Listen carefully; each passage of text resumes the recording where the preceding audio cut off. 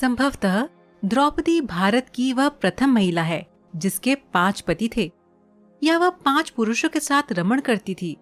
लेकिन सबसे बड़ा सवाल ये है कि क्या आज के लोग ये समझते हैं कि द्रौपदी ने विवाह तो सिर्फ अर्जुन से ही किया था?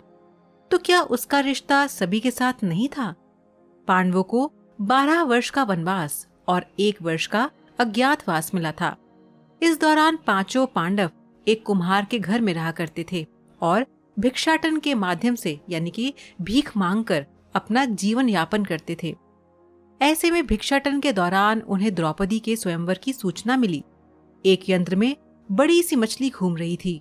उसकी आंख में तीर मारना था और वह भी तेल पात्र में उसकी परछाई देखकर। ये भी एक नहीं, पूरे 5 तीर मारने थे। आखिरकार अर्जुन ने ये प्रतियोगिता जीत ली।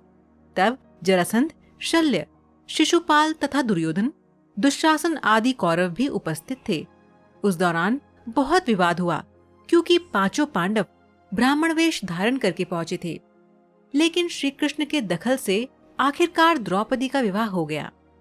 लेकिन द्रौपदी अपने 5 पतियों के साथ कैसी रहती थी, आइए जानते हैं आज की वीडियो में। 5 पांडवों का द्रौपदी के साथ विवाह कैसे हुआ, या 5 पांडवों की वह पत्नी कैसे बन गई, ये बहुत लंबा किस्सा है। कहते हैं द्रौपदी अपने पिछले जन्म में बहुत सुंदर युवती थी। सर्वगुण संपन्न होने के कारण उसे योग्य वर नहीं मिल रहा था। इसीलिए उसने भगवान शंकर की तपस्या की और तब शंकर जी प्रकट हुए। उस समय द्रौपदी ने हड़बड़ाहट में 5 बार वर मांगे। इसीलिए उसे शिवजी के वरदान के कारण इस जन्म में 5 पति प्राप्त हुए। जब भगवान शिव ने द्रौपदी को 5 पति प्राप्त होने का वरदान दिया था, तब वे भी ये जानते थे कि उसे अपने 5 पतियों के साथ पत्नी धर्म निभाने में समस्या होगी। इसीलिए उन्होंने द्रौपदी को ये वरदान भी दिया कि वह प्रतिदिन कन्या भाव यानी कौमार्य को प्राप्त कर लेगी। इसीलिए द्रौपदी अपने 5 पतियों को कन्या भाव में ही प्राप्त हुई थी। हालांकि कहा जाता है कि संतान को जन्म देने के लिए भगवान श्री कृष्ण ने उसे ये सुझाव दिया कि हर साल वह पांडवों में से किसी एक के साथ ही समय व्यतीत करे। साथ ही जिस समय वह अपने कक्ष में किसी एक पांडव के साथ हो, तो उनके कक्ष में कोई और पांडव प्रवेश न करे।